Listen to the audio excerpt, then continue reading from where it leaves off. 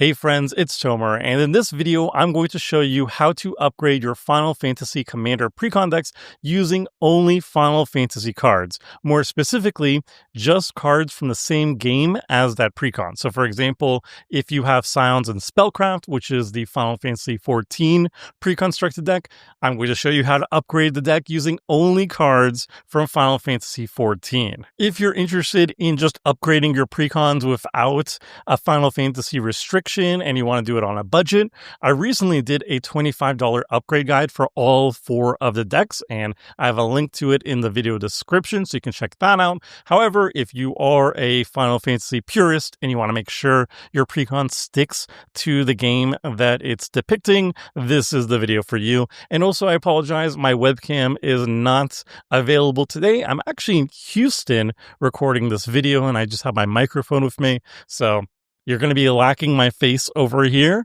Hopefully that's okay. We begin with arguably the most popular of the Commander Precons, at least the one that seems to be sold out everywhere that I'm looking for it.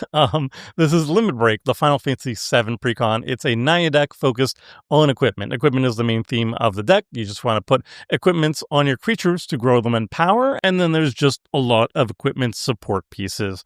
This is also the Precon that probably gets the most value of upgrading it with additional Final Fantasy VII cards found outside of the Precon in the main set or in the promotional cards.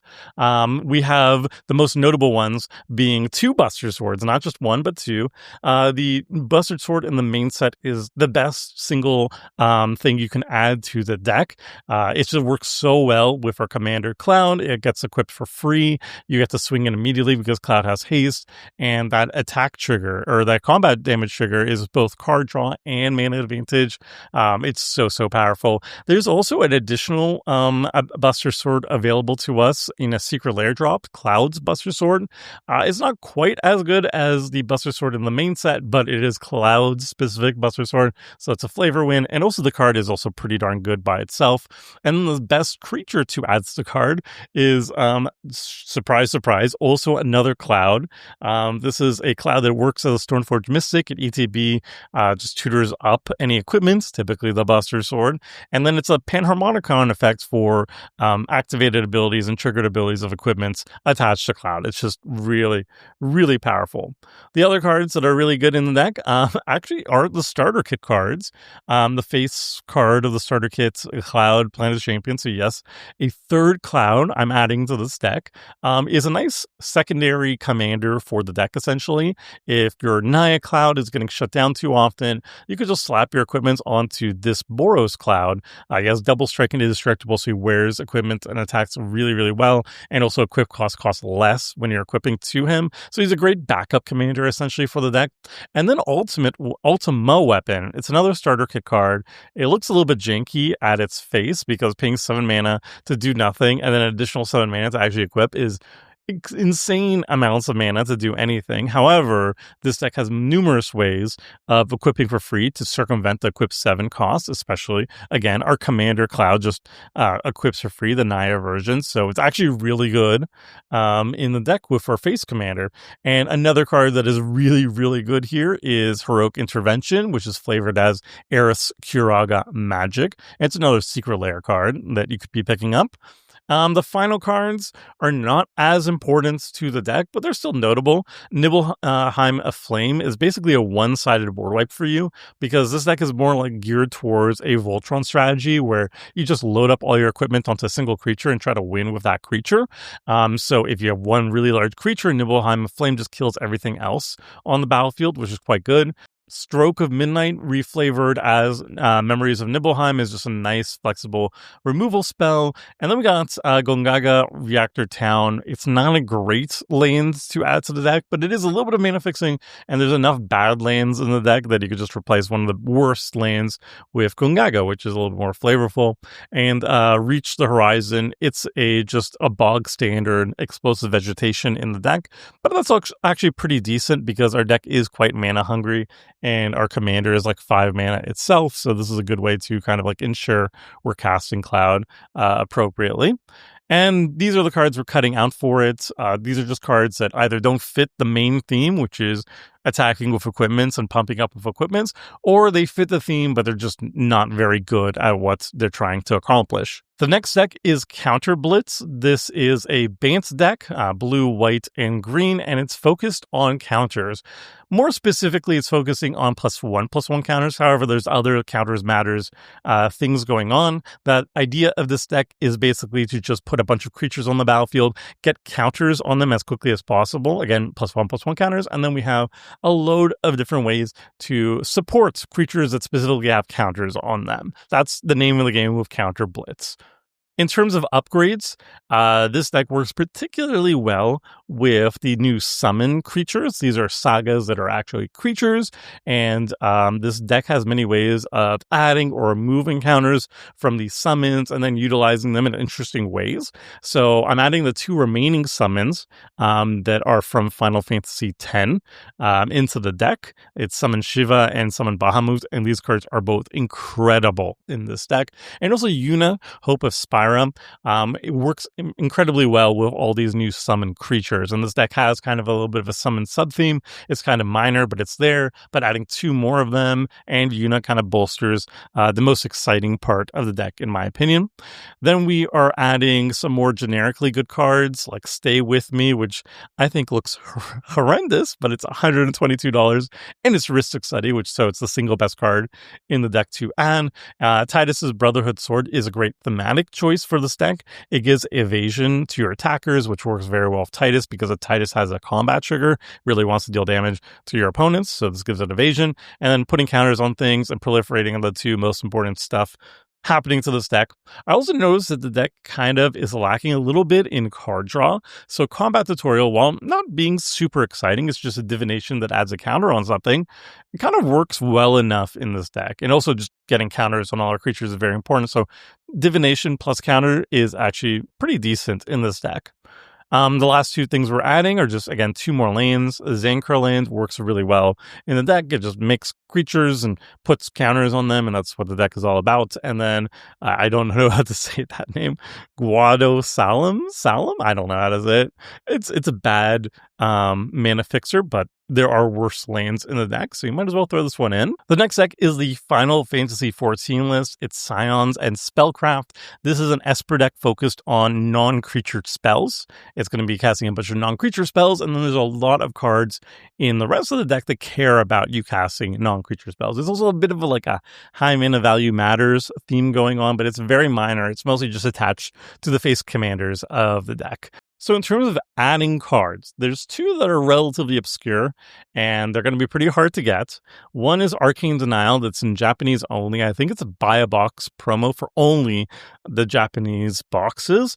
And then there's Swords to Plowshares, which I believe is like an upcoming promo. I don't think it's even out yet, at the time of recording this at least.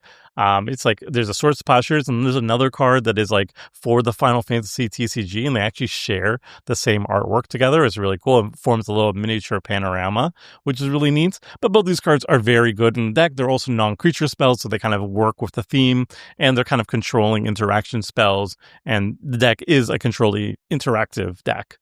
Then we're going to be adding other cards that are kind of promos here and there. Endwalker's Brainstorm. We don't have a lot of fetches or ways of shuffling our library or anything, but even without that, Brainstorm's still a pretty solid cantrip. D-Spark is really good removal, and then Dovin's Veto is a really good counter spell. And the artwork on these are pretty incredible.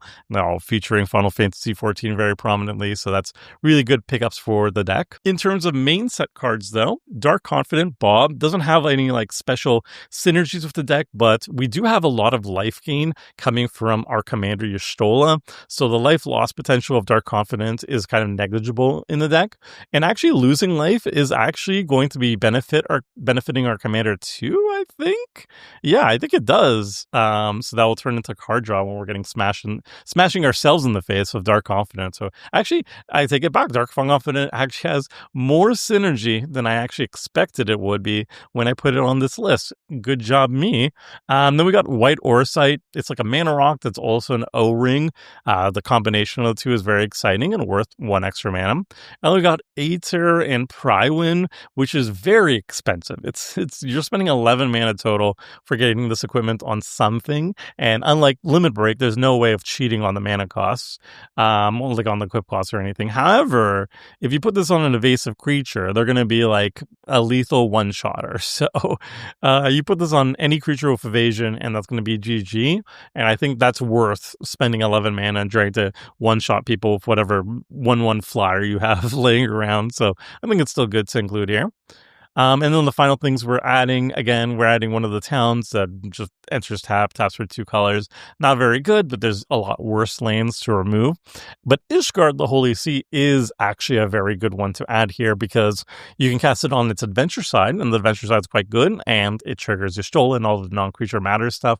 And then you could also play it as a land later or earlier, however you like it. So it's a very, very good land as a pickup here. In terms of cuts, we're just cutting things that don't fit specifically our non-creature spells matter theme, or it does so, but just not in a very good, high impact or high mana efficient way. And then the final deck is a Revival Trance. This is the Final Fantasy VI deck. It's a red, white, and black, so Mardu deck that is focused on the graveyard. Specifically, it's focusing on getting creatures from our hand and from our library into the graveyard by discarding them or self-milling them.